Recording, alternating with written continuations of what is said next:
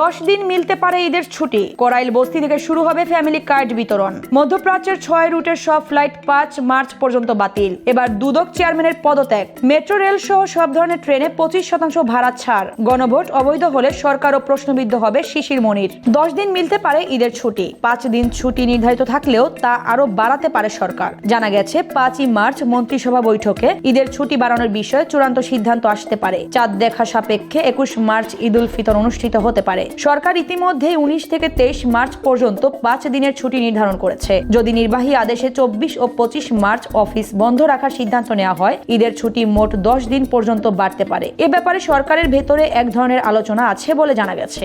10ই March Korail বস্তিতে শুরু হবে ফ্যামিলি কার্ড বিতরণ। উদ্বোধন করবেন প্রধানমন্ত্রী তারেক রহমান। বগুড়া থেকে এই কর্মসূচি উদ্বোধনের কথা থাকলেও বগুড়া 6 উপনির্বাচনের কারণে প্রধানমন্ত্রীর বগুড়া সফর স্থগিত হয়েছে। নির্বাচনী আচরণবিধির কারণে ভোটের আগে প্রধানমন্ত্রী সেখানে কোনো কর্মসূচি রাখেননি। পাইলট প্রকল্পের আওতায় প্রাথমিকভাবে দেশের 14টি স্থানে এই কার্ড বিতরণ করা হবে। প্রতিটি পরিবার প্রতি মাসে 2500 টাকা করে আর্থিক সহায়তা পাবেন। দেশের হতদরিদ্র ও নিম্নবিত্ত পরিবারের নারী সদস্যরা এই কার্ডের মালিক হবেন। প্রতি পরিবার থেকে একজন নারী নিবন্ধিত হতে পারবেন, এমন তথ্য জানান সমাজ কল্যাণ মন্ত্রী doctor AZM Zahid Hossain.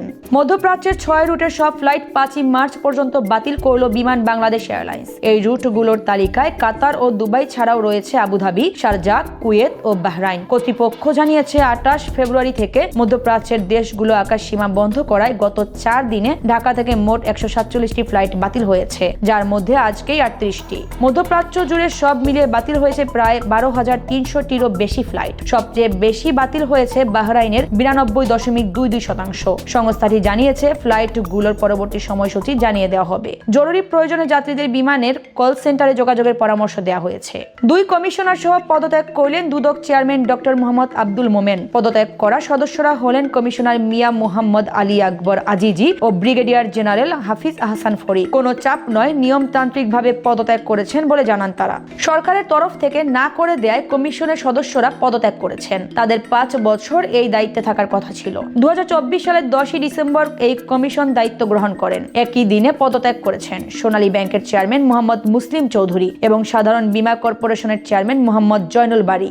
Metro rail সহ দেশের সব ধরনের রেল সেবায় 25% ভাড়া ছাড় দেওয়ার ঘোষণা দিয়েছে সরকার। প্রতিবন্ধী ব্যক্তি, শিক্ষার্থী এবং 65 বছরের বেশি বয়সী নাগরিকরা এই সুবিধা পাবেন। সড়ক পরিবহন মন্ত্রী রবিউল আলম জানান, এটা কিছুটা সময় লাগবে। মন্ত্রী বলেন, অনলাইনে টিকিট কাটার ক্ষেত্রে বিশেষ অপশন রাখা হবে। 65 বছরেরও বেশি বয়সীরা পরিচয়পত্র দেখালে এই ছাড় পাবেন। এছাড়া ভ্রমণের সময় এবং টিকিট সংগ্রহের ক্ষেত্রে শিক্ষার্থী ও প্রতিবন্ধীদেরও সংশ্লিষ্ট পরিচয়পত্র প্রদর্শন করতে হবে। প্রতিবন্ধীদের ক্ষেত্রে সমাজ সেবা মন্ত্রণালয় থেকে দেয়া কার্ডটি কার্যকর হবে। গণভোট অবৈধ হলে সরকারও প্রশ্নবিদ্ধ হবে, এমন মন্তব্য করলেন শিশির মনির। গণভোট অধ্যাদেশ নিয়ে রিট মামলা পরিচালনায় সরকারের একাংশ সরাসরি সংশ্লিষ্টতার অভিযোগ তুলে এটাকে সরকারের দ্বিচারিতা বলে অভিহিত করেন এই আইনজীবী। অতীতে যা রাজনৈতিকভাবে সমাধানযোগ্য ছিল তা আদালতে নিয়ে ভালো ফল হয়নি বলে দাবি করেন। 30টি বিষয়ে বিএনপি সহ সব রাজনৈতিক দল একমত হলেও সংসদের বিষয়ে কার ইন্ধনের রুলের অধীনে আনা হলো সে প্রশ্নও তুলেন শিশির মনির। জুলাই সনদ বাস্তবায়ন আদেশ, গণভোট এবং সংবিধান সংস্কার পরিষদের শপথ প্রশ্নে রুল জারির পর এসব কথা বলেন।